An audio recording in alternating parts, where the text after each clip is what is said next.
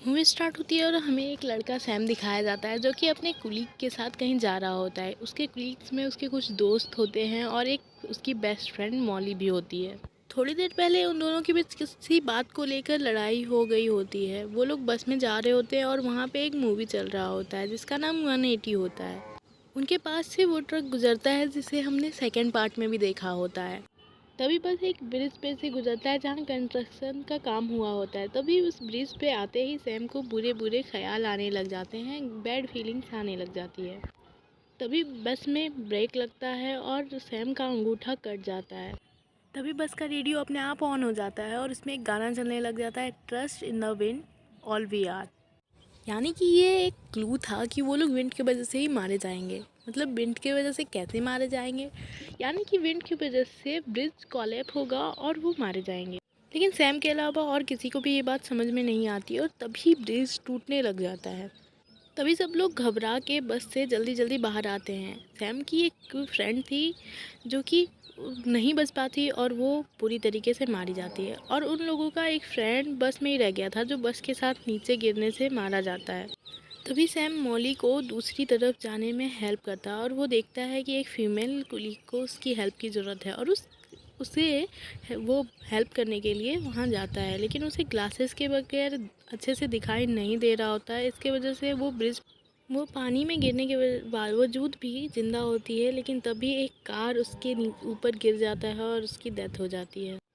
तभी दो लोग भाग रहे होते हैं और एक आदमी को एक वायर अपने साथ उड़ा के ले जाता है और उसका बॉस ब्रिज पे ही लटक जाता है। लेकिन एक कोल्टर उस पर गिर जाता है और वो बुरी तरीके से ही मारा जाता है। तभी ब्रिज पूरी तरीके से टूट जाता है और सैम और उसका फ्रेंड एक सेलिंग पे आके लटक जाते हैं। तभी ब्रिज के कॉर्नर पे एक ट्रक आके रुकता है जिसके रॉड निकल कर उसके फ्रेंड में के अंदर आ जाते हैं, जिसकी वजह से वो मारा जाता है। और यहाँ पे सैम भी बहुत बुरे तरीके से मारा जाता है। तभी सैम की आँख खुलती है और हमें पता चलता है कि वो सैम का नाइटमेयर था। तभी सैम सोचने लगता है कि ये उसने क्या देख लिया। तभी ब्रेक लगता है और उसके हाथ पे कट लग जाता है। तभी वो रेडियो अपने आप ऑन हो जाता है। सैम को समझ में आ जाता है कि उसने फ्यूचर देख लिया और वो सभी लोगों को बोलने लगता है कि ये ब्रिज टूटने वाला है तो सभी लोग नीचे उतर जाए, लेकिन कोई भी उसकी बात नहीं मान रहा होता है। तभी सैम मॉली को लेके बस से नीचे उतर जाता है और उनके साथ साथ उन सभी लोगों को भी नीचे उतरना पड़ जाता है। इससे पहले कि सभी लोग कुछ समझ पाते, सैम की कही हुई बात सच हो जाती है और वो ब्रिज टूटने लग जाता है। लेकिन सैम की वजह से यहाँ पे सारे लोग सेफ हो गए थे और सारे लोग बच गए थे। तभी सब लोग ब्रिज को टूटता हुआ देख रहे होते हैं और उनके मन में बहुत सारे सवाल होते हैं। वो लोग सैम से बहुत ज़्यादा डर रहे होते हैं। उन लोगों को सैम पे शक था, इसकी वजह से एक एजेंट सैम से पूछताछ कर रहा होता है। उसे लगता है कि सैम ये एक टेररिस्ट है, लेकिन उनके पास कोई भी सबूत नहीं होता है, इसलिए वो कुछ नहीं कर सकते थे। इसीलिए उन्हें सैम को छोड़ना पड़ जाता है। सैम को खुद भी कुछ समझ नहीं आ रहा होता है कि ये उसके साथ क्या हुआ। तभी सैम और बाकी सारे लोग एक मेमोरियल पे मिलते हैं जो कि वर्कर्स लोगों की होती है। तभी वहाँ पे एक आदमी मिलता है और वो बोलता है कि डेथ से बचना इतना आसान नहीं है। सैम एक रेस्टोरेंट में काम करता था। इस रेस्टोरेंट को फ्रांस में शिफ्ट करने के लिए बोला जा रहा होता है और मॉली और सैम के बीच भी इसी बात पे लड़ाई हुई होती है कि वो फ्रांस नहीं जाएगा। यहाँ पे पीटर की फ्रेंड एक्सरसाइज कर रही होती है जो कि वो बहुत पहले से करती आ रही होती है और पीटर बैठ के उसे देख रहा होता है। तभी वो बहुत अच्छी तरीके से कर रही होती है, लेकिन वो जैसे ही एक ऊंचा वाला जंप लगाती है वो बहुत ही बुरे तरीके से गिर जाती है और उसकी सारी हड्डियाँ टूट जाती है और उसकी बहुत ही बुरी तरीके से मौत हो जाती है। पीटर के आंखों के सामने ये सब होता है और पीटर बहुत ज़्यादा ही ये सब देख के डर जाता है। अगले दिन वो लोग ऑफिस में होते हैं, लेकिन उसकी कुलीग की मौत की वजह से वो लोग अच्छे से काम नहीं कर पा रहे होते हैं। तभी वो लोग बैठ के एक जगह पे ड्रिंक करने लग जाते हैं। तभी वहाँ पे एक कुलीग उन लोगों का मिसिंग होता है, वो उसे ढूंढ रहे होते हैं। उस आदमी को एक स्पा की टिकट मिलती है और वो वहाँ जाने लगता है और उसमें से एक कुलीग को डॉक्टर के पास जाना होता है, वो वहाँ जा रही होती है। लेकिन उससे गलती से एक फ़ोटो टूट जाता है जो कि उसका अपना ही होता है और उसका कार्ड टूट जाता है। पीटर यहाँ पे बहुत कोशिश कर रहा था कि वो ये सब चीज़ों को भूल जाए, लेकिन वो नहीं भूल पा रहा होता है और वो बहुत ज़ोर से यहाँ पे पैनिक कर जाता है और उनका बॉस उन सभी पर नज़र रख रहा होता है और सारी इन्फॉर्मेशन एजेंट को दे रहा होता है। तभी यहाँ पे एक आदमी, वही आदमी यहाँ पे स्पा में आता है। वो लेडी उसे 20 मिनट के लिए यहाँ पे सोने के लिए छोड़ के चली जाती है और उसकी बॉडी पे नीडल्स लगे हुए होते हैं।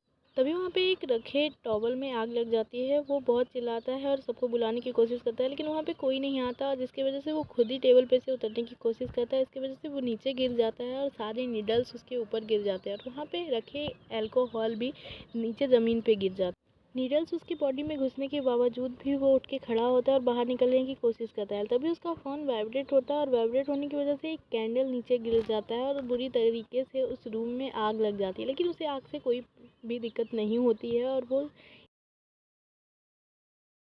लेकिन तभी एक बुद्धा स्टैचू उसके ऊपर गिरता है और उसकी मौत हो जाती है। इधर सैम मॉली को अपने साथ पेरिस जाने के लिए कहता है और उन दोनों का यहाँ पे फिर से पैचअप हो जाता है। तभी यहाँ पे पीटर आता है और उन कुलीग के बारे में बताता है जो कि स्पा में गया था कि उसकी मौत हो गई है।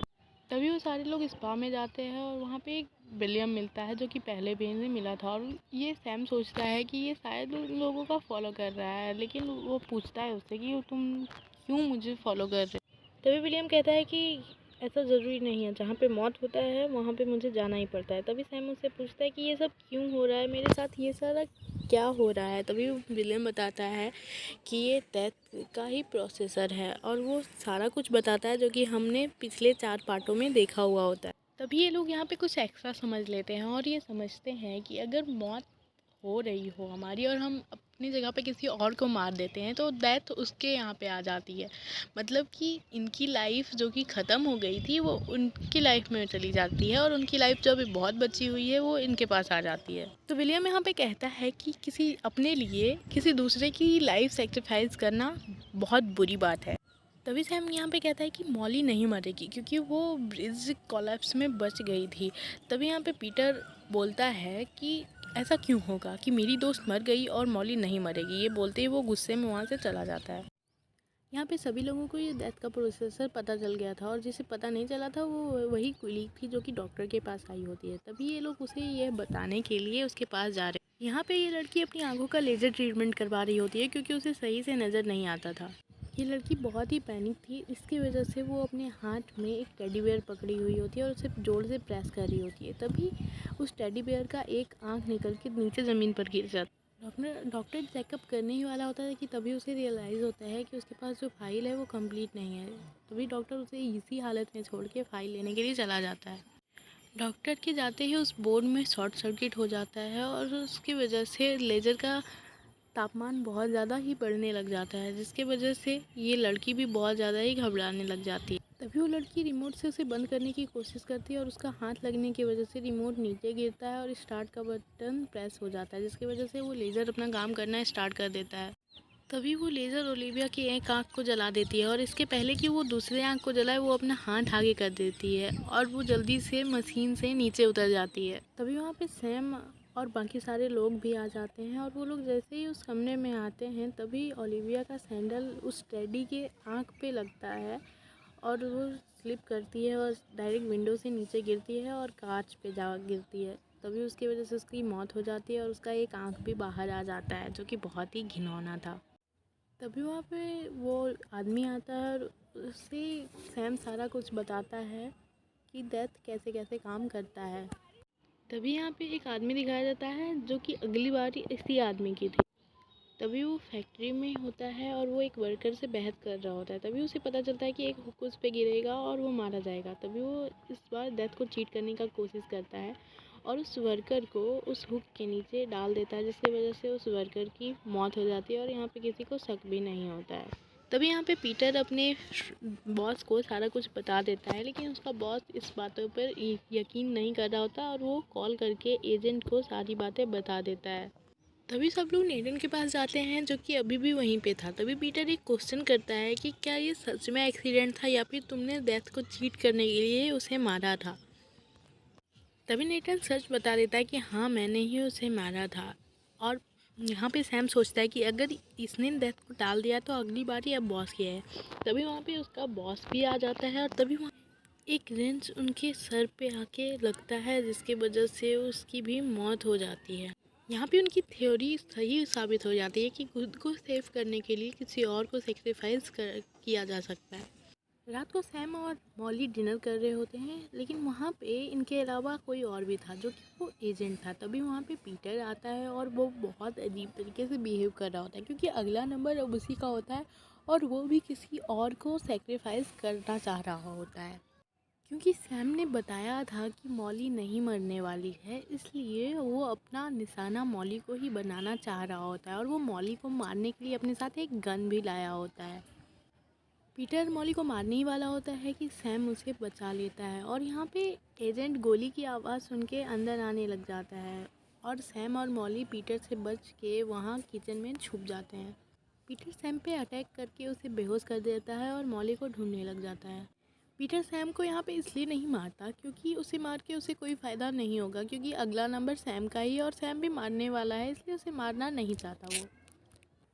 यहाँ पे पीटर मॉली को ढूंढ लेता है और वो उसे मारने ही वाला होता है कि एजेंट वहाँ पे आ जाता है और वो गोली एजेंट को लग जाती है। यहाँ पे पीटर बच सकता था क्योंकि उसने इसे सेक्रीफाइस किया था, लेकिन फिर भी वो मॉली को मारना चाहता था क्योंकि उसकी फ्रेंड मारी जा चुकी थी और वो नहीं चाहता था कि मॉली बचे। लेकिन तभी वहाँ पे सैम आ जाता है और उसके पीछे एक रॉड घुसा देता है, जिसकी वजह से वो मारा जाता है। क्योंकि एजेंट की लाइफ पीटर के पास आ गई थी और सैम ने पीटर को मार दिया, तो ऑटोमेटिकली पीटर के पास जो एजेंट की लाइफ थी वो सैम के पास आ गई थी और इसके वजह से अब सैम भी नहीं मारने वाला था। तभी 2 हफ्ते बाद वो हमें एक प्लेन में दिखाए जाते हैं जो कि पेरिस जा रहे होते हैं और वहाँ पे 2 लड़के लड़ते हुए दिखाए जाते हैं और ये कोई और नहीं बल्कि कार्टर और एलेक्स थे। मतलब हमें यहाँ पे एक बड़ा राज सामने आता है कि ये कहानी पार्ट 1 से भी पहले की है। तभी सैम हेडफोन लगाता है और सॉन्ग सुन रहा होता है, तभी अचानक से वही सॉन्ग प्ले हो जाता है जो कि उस दिन बस में चल रहा होता है और सैम के अंगूठे पे एक कट लग जाता है और इसके बाद सैम बहुत ज़्यादा घबरा जाता है और उसकी घबराहट सच में सही हो जाती है और उस प्लेन में क्रैश हो जाता है और वो लोग मारे जाते हैं, सैम भी और मॉली भी और बाकी सारे लोग भी जो भी की प्लान में बैठे हुए थे। और यहाँ पे सवाल ये उठता है कि अगर नेथन किसी और को सेक्रीफाइस करके बच सकता है तो फिर सैम क्यों नहीं बच सकता। तभी हमें पता चलता है कि जिस एजेंट की लाइफ सैम को मिली थी उस एजेंट की लाइफ इतनी ही थी, इसकी वजह से सैम मारा जाता है। और यहाँ पे नेथन दिखाया जाता है जो कि उससे एक बंदे को सेक्रीफाइस करके खुद बचा होता। तभी पढ़कर बताता है कि उस आदमी को कैंसर था और वो अगर ऐसे नहीं मरता तो उसे ऐसे भी मरना ही था। तभी एक प्लेन का टुकड़ा आकर उसके ऊपर गिरता है जिसकी वजह से नेथन भी मारा जाता है और यहीं पे ये मूवी एंड हो जाती है। Thanks for watching.